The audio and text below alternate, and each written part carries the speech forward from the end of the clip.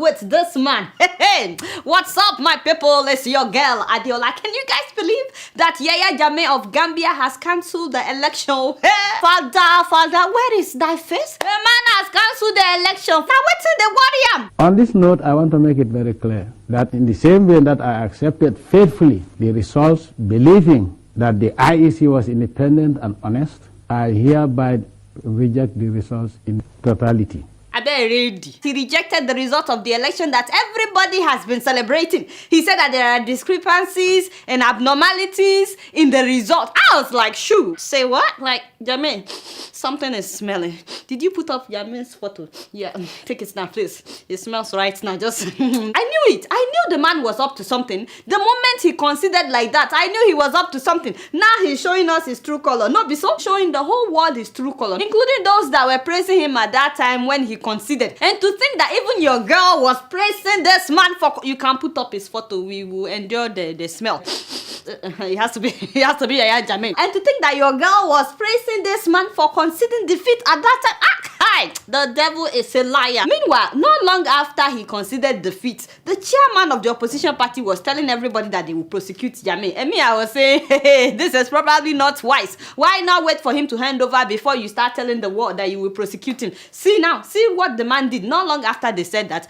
the man cancelled the election. Now he's calling for another election. As if we don't know that he will rig that other election if it should happen. Recommending fresh and transparent elections which will be officiated by a God-fearing and independent IEC body. What is wrong with this man? By the way, on the same day that he rejected the result of this election, Yaya Jammeh promoted 49 military officers. 49 of them. So, you know, something has exchanged hands. So you understand, with promotion comes more money and all that. So he sort of bribed the military and then he announced that he's not stepping down. ECOWAS representatives, Nigerian president, Ghanaian president, Liberian president, Sierra Leonean president, they all went to talk to this man. Earlier on, he had prevented the president of Liberia from landing in his country. Okay, so that pissed me off. This woman is presently the chairperson of ECOWAS, so she had to fly back to her country, and then Buhari had to go and pick her up in his own jet coming to Gambia. You know, I've been thinking, is it that Jammeh did not know about what happened to Laurent Gbagbo of Ivory Coast? Has it not been reading? I thought he said surfing the internet is one of his hobbies. Where was he? Is it that he didn't know about what happened to Gbagbo? Maybe he's not been online. My brother. In case you don't know, Yaya Jammeh, the truth of the matter is, when you refuse to live peacefully, you will be removed forcefully. I'm just saying, you know, either today or tomorrow, someday they will kick you out, just so you know. Instead of him to agree to step down though, Jammeh decided to call religious leaders of Gambia. He invited imams and pastors. He told them to be preaching about unity and peace, and he told them to convince their followers to not be violent. Because people listen to you more than they listen to politicians. All I want us to do together is to reunite the country.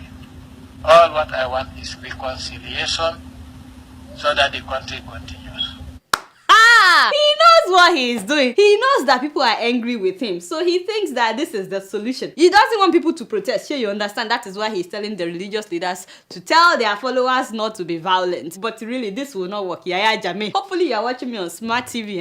The only solution, my brother, is for you to step down, not to bribe people. Until then, me and Koledo will be watching you on Plasma TV. Guess what? I'm just keeping it real. Okay, I'm getting tired of talking about this, but seriously, when will Nigeria change its sports minister?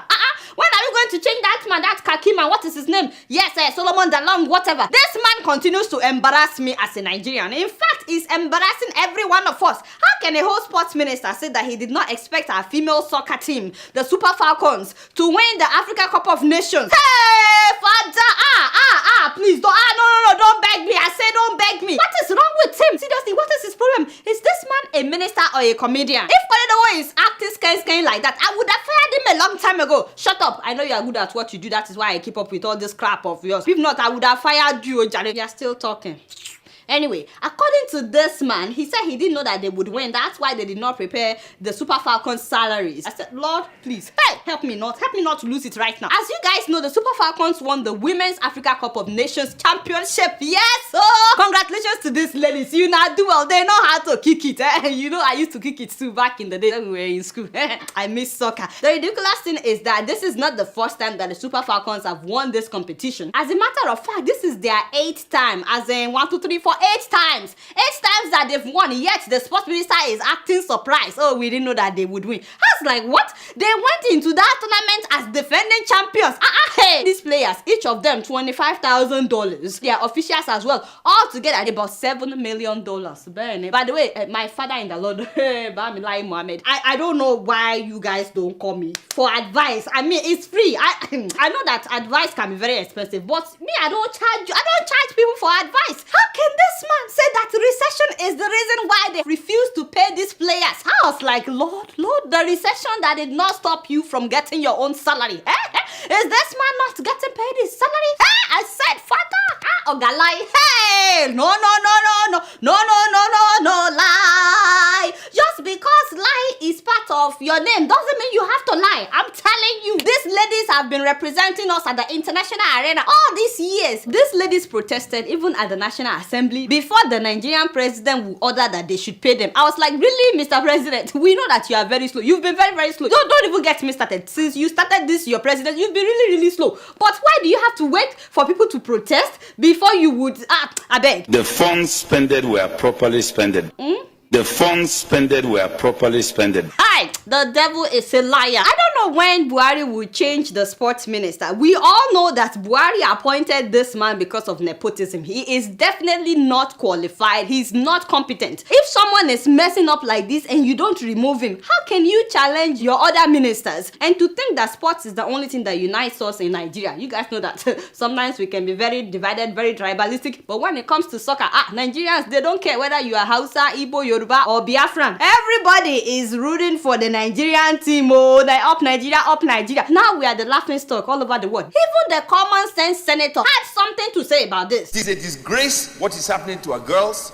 It is a disgrace what happens to our football players, our boxers, our tennis players, our swimmers, and all athletes representing Nigeria. The talent for Nigeria to be great is the people we have in this country. Thank you, Mr. Senator. You know, I know that the two of us, we don't always get along, but on this one, I agree with you. As I was saying, we don't cherish our athletes in Nigeria. We are the laughing stock of the whole world. Our male and female teams put in their best, but we treat them like trash. The entire sports division must be overhauled. And only people with intelligence and a drive to make Nigerians great to be appointed to the Ministry of Sports. Again, thank you, Jammeh Oga. Only the children of the poor will go into sports. What did he just say? The children of the rich will go into science and technology. They will not go into sports. Pay attention about flog some people here now. Stop it! Stop it! Mr. Senator, seriously? Only children of poor people go into sports? You know you started well. You were making common sense. But I don't know what happened along the way. Anyway, there's something that we need to talk about too. You guys know that Christmas is coming. And can you guys believe that armed robbers are now sending notes to neighborhoods and to different houses telling people that they are coming for their own Christmas gift?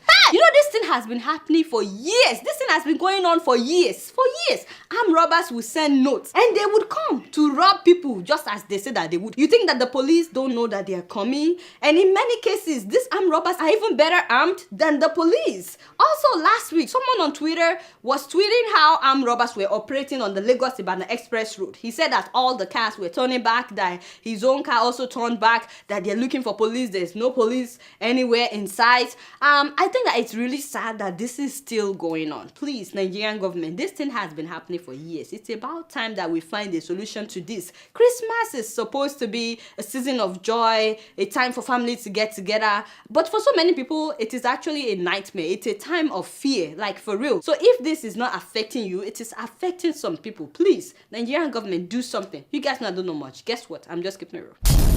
Moving on to Ghana, ladies and gentlemen, we now have a new president in the Republic of Ghana. Please meet renowned lawyer Nana Akufo-Addo of the opposition party, who is now the new president. Ghanaians had elections last Wednesday and Mahama has graciously considered defeat. At first, I was worried because the opposition said that they were winning, and then the ruling party also said that they were winning, and everybody was like, okay, who is really winning, you know? But thank God that the Electoral Commission has announced the winner. Like I said before on this show, there's a lot of similarities with the Nigerian election and Ghanaian election. Addo has run twice before winning this election, just like Muhammadu Buhari did, and he's the same age range with Buhari. Also, Mahama served one term, just like Goodluck Jonathan, and he's also the same age range with President Goodluck Jonathan. So congratulations to Nana Akufo-Addo. You've been contesting for years, so now we like to see you deliver all those things that you've been promising. Remember that Ghanaians voted out Mahama after one term. So my brother, this tells me that you only get one term to convince people whether you will fight corruption and put food on their table, because that is the main cocoa of the matter. So we wish him good luck, but we're hoping that he will get to work as soon as the ceremony is over.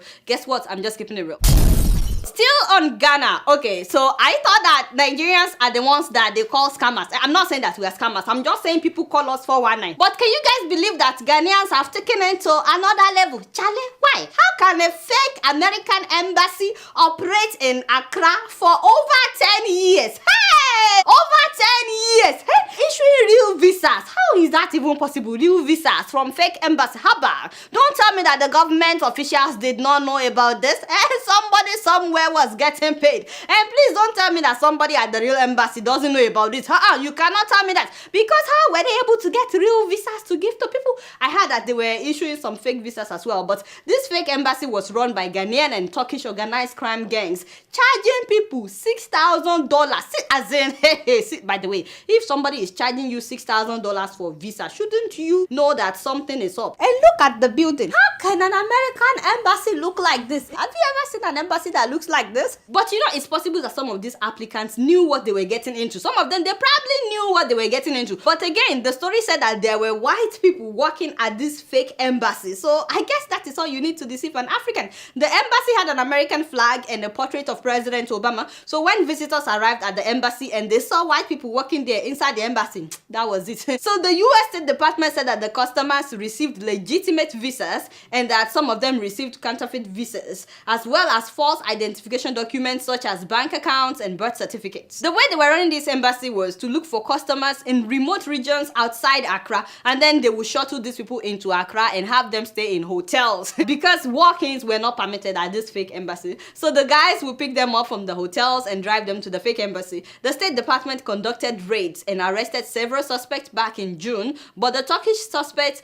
are still at large. 150 passports from 10 different countries were found during this raid. So people were even coming from outside Ghana to come and apply at this embassy. You know, this organized crime gang were advertising their services throughout Ghana, the Ivory Coast, and even Togo. And they were able to operate for a whole decade by paying off corrupt government officials. Right now, the US doesn't know how many people came into the US with this fake visa. So nobody really knows. But again, you guys know I don't know much. Guess what? I'm just keeping it real. Last week in Nigeria, a church building collapsed in Uyo, that is in Akwa Ibom. NEMA said 6 people died. Nigerian police said 27 people died. The medical director of a hospital told the Associated Press that 160 people died. Photojournalists said that they counted more than 100 people. And eyewitnesses said more than 200 people died. Don't worry, I'll come back to casualties later. But what is wrong with us in Nigeria? Really, why is it that we don't value human lives? Even in churches. The pastor received a stop work order in 2014. That's 2 years ago. He received that order when the building was still in foundation level from the Uyo Capital City Development Authority, that the building was not approved. It didn't pass inspection. Why would a man of God ignore stop work order? Did he know that it's for their own safety? Or he knew, but he just decided to go ahead anyways? You know, because he knew big people. If he's not connected, the governor would not be at his, is it consecration ceremony or something? They said that they were making him a bishop. That was the event that they were holding on the day the church collapsed. You know, I wouldn't be surprised if he said that he was going ahead by faith. You know, because that is how gullible some Nigerians are. In fact, they may be giving testimonies in church, you know, saying that, oh, they tried to stop us from building this church. Look at what the Lord has done. Look where we are today. In fact, they may say the Lord is our brick. You know, when you know that your foundation is faulty, And several people testify that because of that event, whether it is an ordination or consecration ceremony, whatever they were doing, they said that they rushed the construction that week just so that they can have that event. Now imagine the audacity of this same pastor that refused to stop building, telling people not to blame him for what happened. Listen to what he said. "This is not the time to crucify me. I'm still your brother. I'm still your pastor. Once I'm out of my hospital bed, I will come on air and we will pray together." You see what I'm saying? Honestly, something is fundamentally wrong somewhere. If not that Nigerians worship their men of God, their pastors, their general overseers, forget that this man is a pastor. Imagine if somebody went ahead with the construction of a building, knowing that it is not safe and about 200 people died. How do you think Nigerians will react? "I'm still your pastor? Are you kidding me? Is this what this man should be saying?" What happened to taking full responsibility for what happened? He's telling people that he will go on air so they can pray together. Unless this prayer will bring back all the fathers that were killed that day, all the mothers that were killed that day, all the children I am not interested in that kind of prayer. Some children are now orphans. Who's going to take care of them? Some newly married people are now widows. Who's going to take care of their spouses? Hundreds of people have sustained lifelong injuries. Some people may never walk again because of the injury that they sustained from that accident. Some of those who died were breadwinners in their families. Who's going to take care of their family members? And all because of what? Just so that we can say that we built a mega church? Nigerians need to start taking responsibilities for their own mistakes, starting with the house of God. If we cannot hold pastors accountable, how can we hold politicians accountable? 2 years ago, when a building collapsed at TB Joshua's church premises that killed 115 people, you know that they didn't have the proper permit at that time. And I said it on this show that if TB Joshua is not held accountable, this thing will happen again and it will be worse. Now look at what happened. Another pastor ignored permit the same year, 2014. If TB Joshua had been held accountable in 2014, don't you think this pastor would think twice about ignoring the order that he received? And now 200 people died. In May of this year, a government-owned shopping mall that was still under construction collapsed in Adeola. You see, the thing is, whenever we refuse to do the right thing, people pay with their lives. And we can't continue like this. I don't care whether man of God or man of flesh, whoever you are, you need to start taking responsibility. It is very common for us to bribe inspectors so that they won't insist on proper building permits in Nigeria. Just telling people you will go on air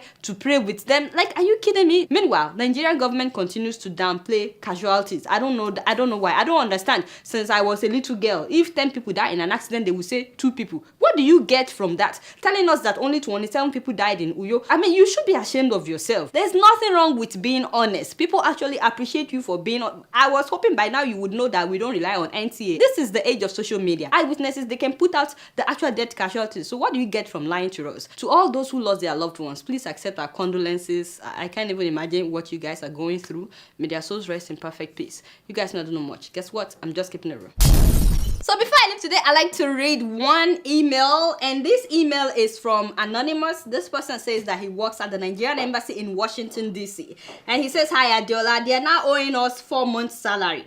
We learned that the embassy is waiting for December salary allocation from Nigeria in order to be able to pay us for 2 months. The person in charge of this embassy has embezzled salaries of local staff. We have been told that he used part of our salary to bribe people so that they will make him an ambassador at another country starting January of 2017. We've also been told that the permanent secretary and the Minister of Foreign Affairs are beneficiaries of this deal, so they fake ignorance of what is happening in Washington, D.C. Many local staff have been kicked out of their apartments. I also received 1 month's eviction notice from my landlady on Wednesday, November 30th because of non-payment of rent. In August of this year, while the embassy was owing us 3 months' salary, they were owing us June to August at that time. They told us the Abuja was not owing the embassy any money and that the salary was paid to date and that the salary sent was used to entertain President Buhari during his last visit to Washington, D.C. Please help us report this issue. Maybe someone at the corridor of power will intercept and act upon your request. What is happening is a bad name to Nigerian government. This is a save our soul cry. Please help us." So I decided to read this email because this is not the only email that I've received. I've received several emails from Nigerian officials working at the Nigerian embassy in Washington, D.C. and also the Nigerian mission in New York City. Apparently, they are owing the mission 3 months salary. They are owing some people 3 months, some people 2 months, some people 5 months. This person that wrote from Washington, they are owing them 4 months salary. And it's not just D.C. or New York. They are owing salaries at different embassies all over the world. So I focus a lot on Nigerians in Nigeria that are not getting their salaries, but the truth of the matter is Nigerians outside Nigeria that are working for Nigerian government are also badly hit. I know that there is recession and all that, but I just hope that the Nigerian government is considering the people outside Nigeria as well, because when you are kicked out of your house here in America, you are on your own. As in, people are literally homeless when they kick them out. And you know the sad thing? Nigerian officials that are working at the Nigerian mission and the Nigerian embassy in Washington, D.C., they are now borrowing money from officials of other embassies, borrowing money from Ethiopian diplomats, borrowing money from Ugandan diplomats, borrowing money from Cameroonian diplomats. Can you imagine that embarrassment? Nigerian officials are borrowing money from officials from other countries. I hope that the Nigerian government will please do something. This is giving us bad name. So I thought I would read this. I don't know if this person's claims are right about the person in charge embezzling money. He may be right, he may not, I don't know. But I decided to read this just to get the attention of somebody at the Nigerian government that you need to pay these people their salaries. It's not funny at all. So that's all the time that I have for emails today. Please keep sending your emails to adeola.kipnero@gmail.com. Growing up in Kenya, my sister and I were very close. But like any sisters, we fought a lot. She always got new clothes, and I always got hand-me-downs. Now she's putting her children through school in Kenya. We still fight sometimes, especially when I send money for the kids. I tell her, buy some clothes for the younger one, and we both laugh. With nearly 500,000 locations, our app and online, this is moving money for better.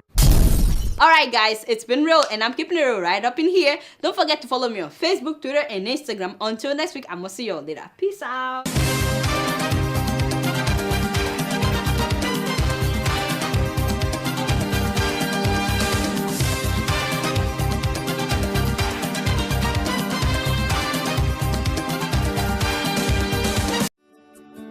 Welcome to Forstview Luxury Hotel. At Forstview Luxury Hotel, we offer excellent service. Our rooms have all the necessary facilities to make your stay comfortable and memorable. You will also have access to internet service, breakfast, 24-hour power supply, full air condition, free international calls, free tire pumping service, and free car battery charge. So what are you waiting for? Quickly visit Forstview Luxury Hotel. We are located at #1 Adeola Bamishile off Raji Rasaki Road, First Estate, Amuwo, Odofin Festac, Lagos. For more information or reservation, please call us on 08075787135 or 08099900601. You can also take advantage of our online ongoing promo at www.forceviewhotel.com to make your reservation and payment for your favorite room, which attracts a discount rate. Please note, rooms are reserved based on first come, first serve. Forstview Luxury Hotel. Experience the home of comfort. They come.